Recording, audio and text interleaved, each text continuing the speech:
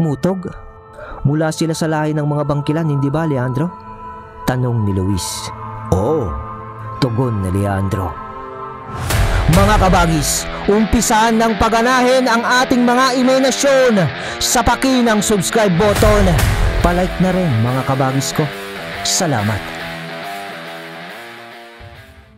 Para sa mga di nakakaalam, ang mga aswang na tinatawag na mutog ay lahi ng aswang na mula rin sa lahi ng mga bangkilang aswang. Batay sa kaalaman ng iba, ang mga mutog ang tawag sa kalalakihan sa lahi ng mga bangkilan at ang mga kababaihan naman ang orihinal na bangkilan. Magkaiba man ang tawag sa kanila, ngunit pareho lang sila ng kakayahan at abilidad bilang mga aswang. Balik tayo sa kwento. Matapos ng kanilang pagtitipon-tipon sa sentro ng baryo, napagpasya na nilang umuwi. Si Luis noon ay bahagyang sinulyapan si Apollo na tumalikod na lang sa kanila nang walang kahit anong binibitawang salita.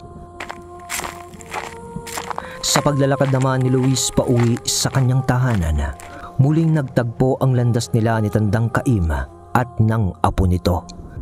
Nang magkatapat sila sa daanan, narinig niyang bumulong si Tandang Caim sa kanya ng, "Eha, mag-iingat ka sa mga taong tinutulungan mo, ha? Maaari silang maging dahilan ng pagkalipol ng mga mahalagang parte ng buhay mo."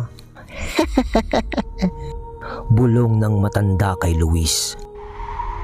Nang lingunin niya ang dalawa, tanging malawak na sukalan na lamang at ang daanan na lamang ang bumungad sa kanya. Alam niyang may ibig sabihin ng matandang yun, kaya napabuntong hininga na lamang siya sa dami ng kanyang naiisip at mga katanungan na rin na bumabagabag sa kanya.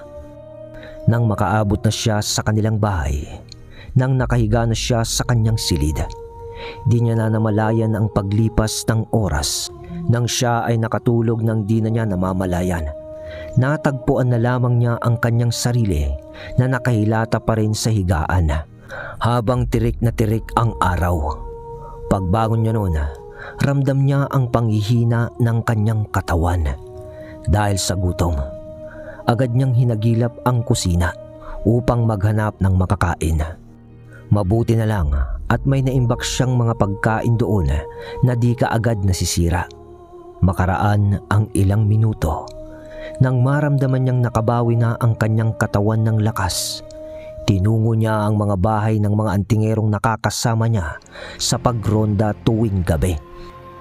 Inabisuhan niya ang mga ito na di muna siya makakasama sa pagronda mamaya, sa kadahilan ng bibisita siya sa kanyang pamilya sa kabilang bayan ng araw na yun at matatagalan siya ng mga ilang araw.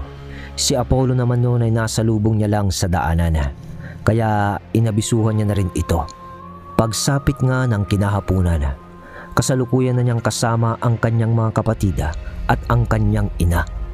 Naging masaya naman ang pagkikita nila, ngunit nang sumapit ang ikalawang gabi, habang siya ay natutulog, nagpaarap sa kanya ang isang nilalang na mayroong magulong imahe sa kadahilan ng puro guhit lamang ang nakikita niya.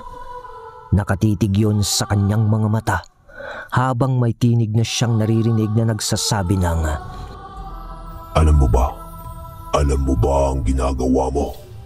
Anong klaseng pamumuno ang ginagawa mo? Bakit mo nagawang iwanan ng mga taong nangangailangan ng paggabay mo? Bakit sa ganito pang pagkakataon mo sila pinabayaan? Wala kang kwenta, Luis. Wala kang kwenta. Wala kang kwenta. Wala kang kwenta! Wika ng tinig sa kanyang panaginip na binulyawan na siya nito sa huli. Napabalikwas na lamang siya noon at napagtanto niyang umaga na pala. At agad siya noong nagtimpla ng kape para pakalmahin ang kanyang sarili. Pinilit niya noong maging masaya sa piling ng kanyang pamilya. Binigyan din niya ng matiwasay na pakiramdam ang kanyang sarili upang sa pagbalik niya sa kanilang baryo ay magawa niyang makapag-isip ng tama para maging handa sa mga sigalot na kanyang haharapin. Pagsapit ng gabi, noong mismo ng araw na yun, mga bandang 7:00 ng gabi, nakahiga na sila noong magkakapatid, katabi ang kanilang ina sa isang malapad na papag na tahanan na kanilang mga kamag-anak. Habang nakapikit na noon si Luis at nagpapaantok, bigla siyang napabangon ng biglang kumabog ang kanyang dibdib. Napakabilis ng kabog nito na para bang may masamang nangyari. "O Luis, may problema ba?" Tanong ng kanyang ina nang siya ay mapansin nito. Wala ho, inay. Naalala ko lang ho na ngayong gabi pala ang ipinangako ko na pag-uwi ko sa ating baryo. Salitang binitiwan niya sa kanyang ina. Ha? Uuwi ka sa ating baryo? Gabing-gabi na. Di ba pwedeng bukas na, anak? Sagot naman ng kanyang ina. Ay, hindi ho, inay. Sigurado akong maghihintay sila at ayaw kong sumira ng aking pangako. Napipilitang pagsisinungaling ni Luis sa kanyang ina sapagkat ayaw niyang sabihin dito ang tunay na dahilan ng kanyang biglaang pagbabalik sa kanilang baryo.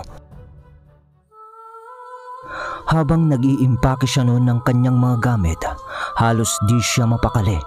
Naninindig ang kanyang balahibo dahil sa nararamdaman niyang lamig na humahaplos sa kanyang katawan. Mula sa malamig na hangin na yun, nararamdaman niya ang pamilyar na presensya na mas lalong nagbibigay sa kanya ng dahilan upang magmadaling makabalik ng baryo. Mga kasama, sana nasa maayos lang kayo. Huwag kayong mag-alala.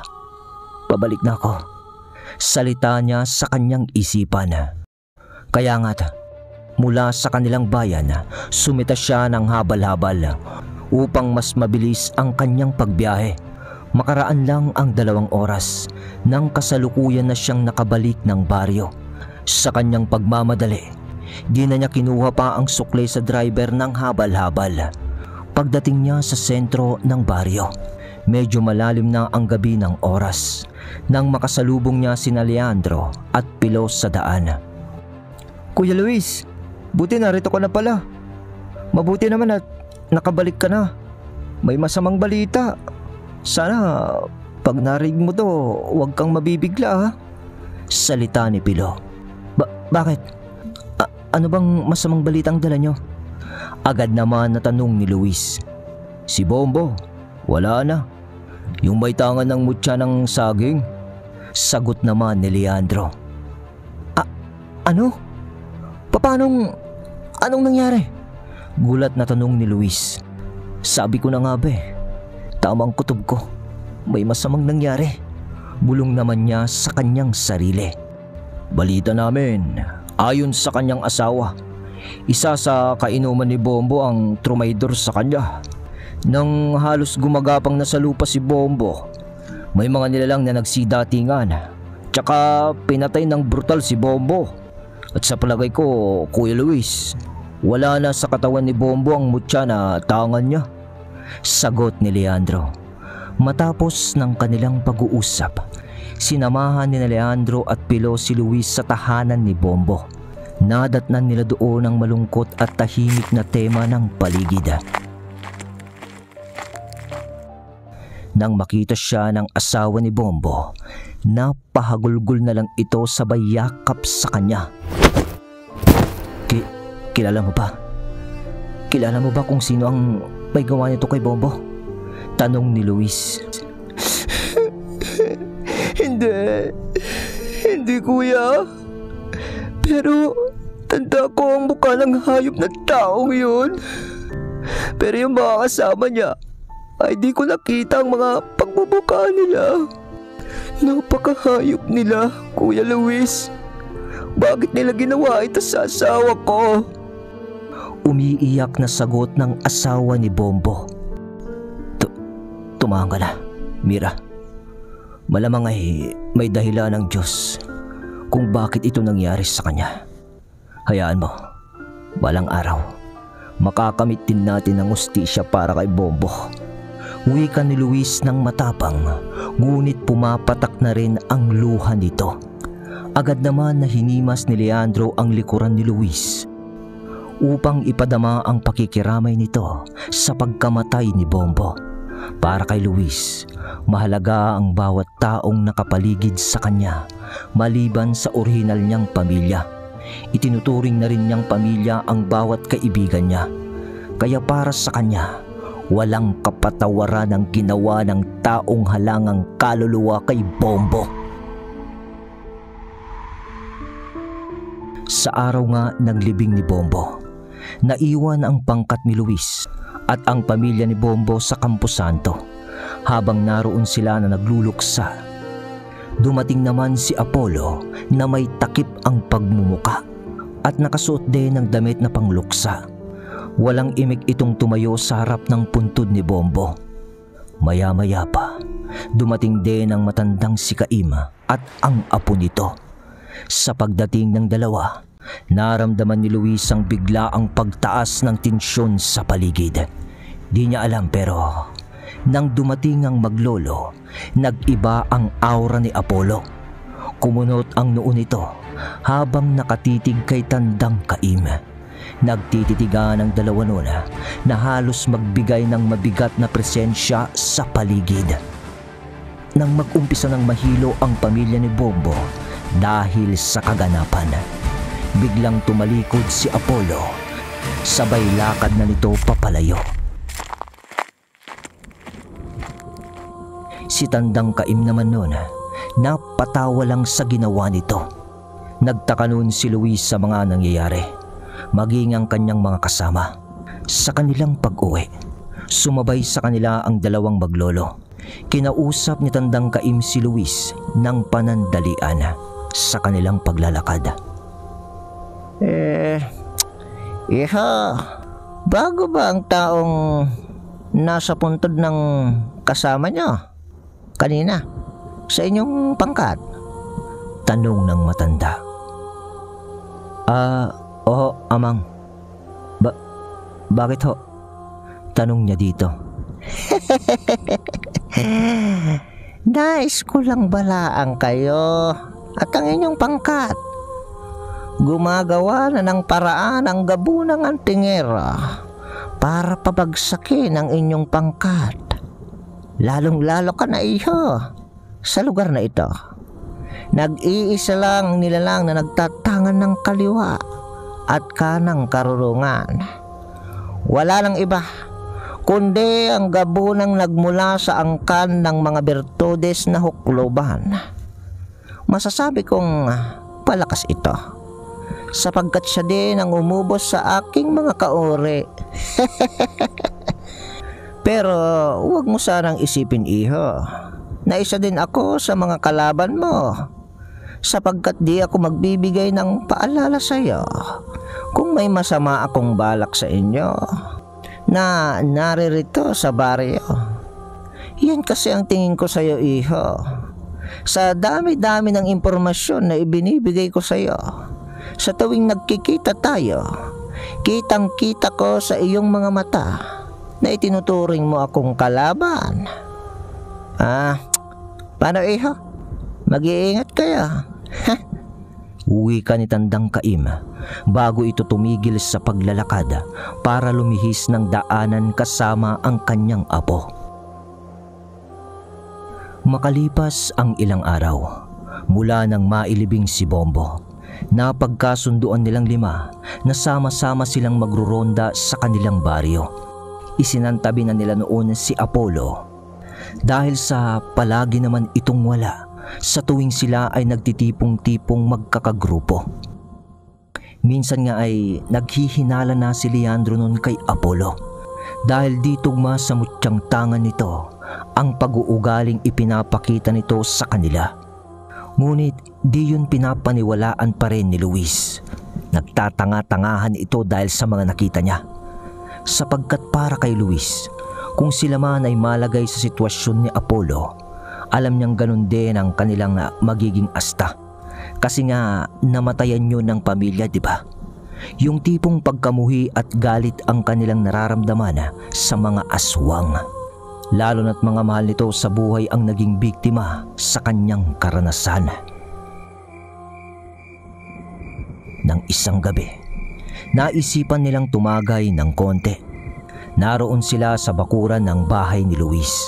Napagkwentuhan nila noon si Bombo na kanilang kaibigan tungkol sa mabubuting ginawa nito at mga sakripisyo na rin para lamang sa kapakanan ng kanilang kababaryo. Siya nga pala mga kabagis, di ko pa nababanggit yung pangalan ng isa nilang kasama, yung may tangan ng mutya ng sahing. Siya nga pala si Tibo sa Palayaw at Tiburcio naman sa totoong pangalan. Habang nag-uusap sila noon, naisipan ni Tibo na magtanong tungkol kay Apollo. At habang nag-uusap sila tungkol sa taong yun, bigla silang napahinto at napatingin sa labas ng bakuran nang mayroong taong tumighim dito. "Oh, Apollo! Andiyan ka pala! Halika! Halika dito! Tagay tayo!" Bati ni Luis dito. Ngunit napatahimik siya noon at napatayo ang kanyang mga kasama nang makita nila ang sinag ng puting-puting talim ng talibong na hawak nito. Nakatitig ito ng masama sa kanila na waring may kinikim-kim na galit. Ngunit ang mas ikinagulat nila noon ay nang may nagsilitawang mapupulang mata mula sa dilim sa likuran ni Apollo. Maya-maya pa, pinutol ni Apollo ang tali na suot nitong kwintas kung saan nakalagay ang mutya ng Bato Omo. Nang magawa niya yun, ibinato nito yun sa harapan ni na Luis, sabay sabi ng, "Mukhang pinag-uusapan niyo ata ako. Pero di bale, uutasin ko na lamang kayo." Nga pala, salamat sa mutya na yan na ibinigay sa akin ng aking kapatid. At nagawa kong ikubli ang tunay kong pagkatao. Nagawa kong paslangin ang antingerong nagtatangan ng mutya ng saging. Sige na, para maresolba ang mga agam-agam nyo. Ako nga din pala ang may sala ng naging kamatayan ng 3 binata sa sentro ng baryo. Sayang lang, patay ka na rin sana, Luis. Nung una pa lang tayo na nagkasama. Kung nagpabaya ka sa iyong depensa. Alam mo bang ikaw ang dahilan kung bakit muntikan na siyang mamatay? Yung aking kapatid. Buti na lang, marami kaming nakuhang alay dito sa baryo nyo para patuloy siyang mabuhay. Pero ngayon, sisiguraduhin kong mamamatay kayong lahat ngayong gabi. Wika ni Apollo na may nanlilisik na mga mata at nakakakilabot ng ngiti. Ngunit di sila nagpatinag na 5. Bumunot sila noon ng kani-kanilang mga sandata habang nagtatanong si Leandro ng, "Anong ibig mong sabihin, Erap? Apollo?" "Kamatayan! Kamatayan para sa inyong lahat!" "Sawa na kaming pumatay ng mga taong walang kalaban-laban. Kaya kayo naman ang nais naming makalaban." Sagot ni Apollo na patawa-tawa. "Mukha atang nagkamali ka ng desisyon na ginawa. Tandaan mo, nandito kayo sa teritoryo ko." Wika ni Luis sabay bunot ng sungay ng anggitay, sabay tarak sa lupa.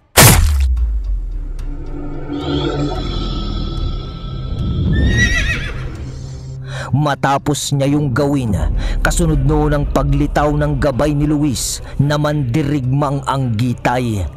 Paglitaw ni Serapina, tumawa lang si Apollo na parabang wala lang sa kanya ang mandirigmang anggitay. Ngunit ang kanyang mga kasama ay tila ba nagulat na parabang unang beses pa lamang nasilayan ng mga ito ang nilalang na yun. Hanggang sa, "Apollo, umatras muna kaya tayo? Hindi ito ang tamang pagkakataon para lipulin natin ang mga antingerong yan. Marami pang pagkakataon para magabi natin sila. Kaya umatras muna tayo pansamantala."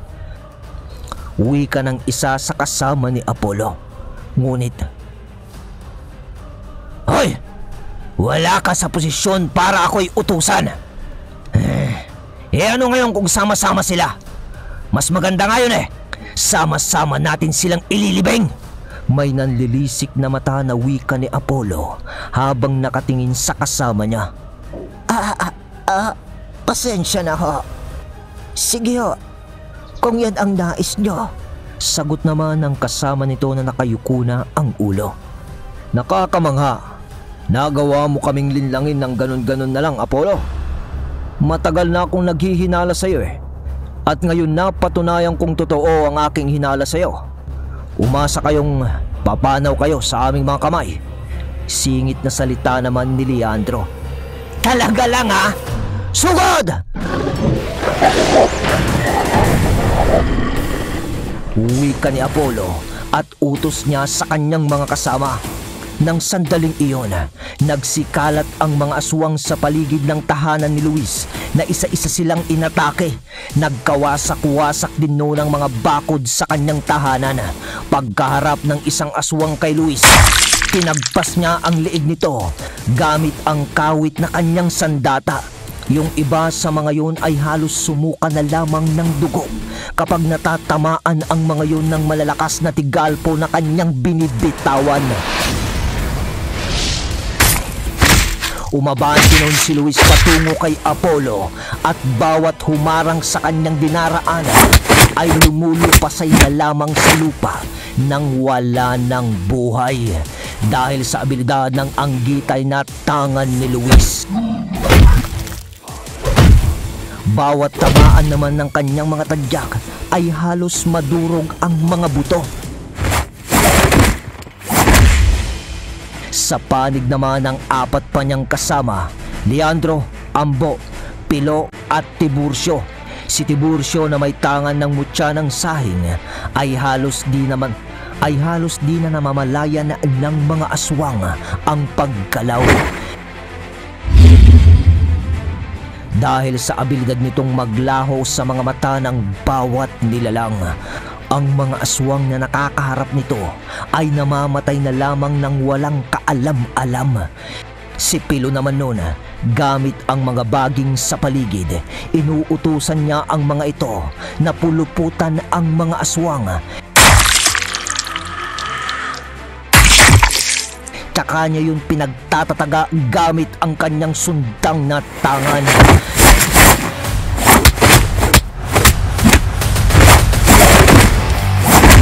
Sa sitwasyon naman ni Ambo, mano-mano itong nakikipagbakbakan sa mga aswang. Kahit ilang beses siyang makalmot ng mga ito, kahit konting galos ay wala siyang natatamo. Ang lupit nito. Dahil sa kaba na naibibigay sa kanya ng mutya ng buhay na bato, halos ayaw na siyang atakihin ng iba pang nilalang dahil sa abilidad na kanyang ipinapamalas. Ngunit panay naman ang habol niya sa mga ito at kapag kanyang nahahawakan ang mga yun, buong lakas niya yung ibinabalibag sa lupa. Maging si Leandro noon ay iniiwasan na lamang ng mga nakakasagupan nila dahil walang makabasag sa kabal nito sa katawan. Tapos ay isama pa yung mga orasyong pangtigalpo at pangparusa na binibitawan ng mga ito na siya namang labis na iniiwasan ng mga nilalang. Umabot na noon sa puntong tumigil na ang mga nilalang na yun sa pag-atake dahil halos kalahati na sa kanilang pangkat ang nagagapi ng mga antingero. Ano? Hanggang dyan lang ba ang kaya nyo? Mga duwag! Sigaw ni Ambo sa mga aswang habang humihinga ng malalim dahil sa pagod. Tanging pag-aangil na lamang noon ang naitugon sa kanya ng mga ito at nanatiling walang kibo. Maya-maya pa, nalingon ng mga ito ang kinaroroonan ni Luis at ni Apollo na kasalukuyan na naglalaban gamit ang kanilang mga sandata. Nasa kalahating aswang pa lamang nun si Apollo habang nakikipagtagaan kay Luis. Nabahala naman noon ang apat ng umabante ang kanilang mga kalaban patungo sa dalawa. Kaya mabilis silang kumilos para harangan ang mga ito. Agad na hinarangan ni Pilo ang daraanan ng mga yun gamit ang mga baging na nagsilitawan sa lupa. Tapos noon ay mabilis na kumilos ang tatlo at agad na inatake ang mga aswang. Anong ginagawa niya? Umalis kayo sa daralan namin! Kailangan ng tulong ng aming pinuno! Kayo umalis kayo dyan! Salita ng isang aswang. Anong ginagawa namin, Erap? Kami ang katunggali nyo. Kaya saan kayo pupunta? Kailangan din ng tulong ng aming kaibigan. Kaya hanggang dyan lamang kayo, Erap. Sagot ni Leandro habang nakaturo sa mga aswang ang sundang nito. Nagiging ekspresyon kasi ni Leandro ang Erap pag napapasabak na ito sa matinding labanan. Samantala, sa pagitan ni Apollo at Luis, napaluhod si Apollo noon nang birahin ito ni Luis ng suntok sa sikmura. Matapos niyang sanggahin ang pagtaga nito sa kanya. Kaya naman itinapon na ni Apollo noon ang talibong tsaka umatungal ng malakas. Kasunod ng pagpapalit ng anyo bilang ganap na aswang. Bagya pa nung nagulat si Luis nang mapagtanto niyang isang gabunan si Apollo. Gabunan pala bulong niya. Pagkawi ka niya noon sa kanyang isip, mabilis niyang tinungo ang pinagtarakan niya ng sungay ng Anggitay. Sa kanyang pagtakbo para kunin yun ay siya namang pagsunod sa kanya ni Apollo. Habang nag-aangil ito, nang mahawakan niya ang sungay, agad niya itong binunot. Ngunit paglingon niya kay Apollo, nasa ere na ito at balak ng itarak ang mahahaba niyang kuko sa kanya. Ngunit sa maikling segundo, sa guhit nito, mabilis siyang nakaiwas doon na siya namang naglikha ng malaking sugat sa dibdib ni Apollo. Kasabay pa noon ang pagtalsik nito na parabang tinamaan ng malakas ng sipa ng kabayo.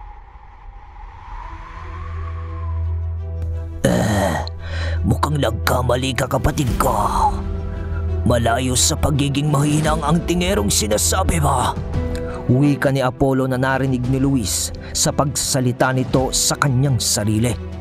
Habang naglalakad nun si Luis papalapit kay Apollo, ipinakita nito sa gabunan ang kaganapan sa pagitan ng kanyang mga kasama at ng mga alipores ni Apollo. Nakahandusay at nag-aagaw buhay na ang lahat ng kasama nito habang nanglilimahid naman sa dugo ng aswang ang katawan ng mga antingero na nakaupo na sa katawan ng mga aswang na kanilang napaslang. Apollo, sa dami niyang inyong naging biktima at maging isa sa mga kaibigan ko ay idinamay niyo pa. Pasensyahan na lang tayo. Subalit kailangan mong mamatay alang-alang sa ustisya ng mga kaawa-awang biktima nyo para lamang sa mga sarili nyong kapakanan. Salita ni Luis habang papalapit kay Apollo. Oo na. Panalo ka na. Malaya ka kung anong kakawin mo sa akin. Wala na rin naman akong kakayahang lumaban. Kaya wala na ring silbi kung bubuhayin mo pa ako. Habang buhay ko din na magdadalhin ang kahihiyan ng pagkatalo ko.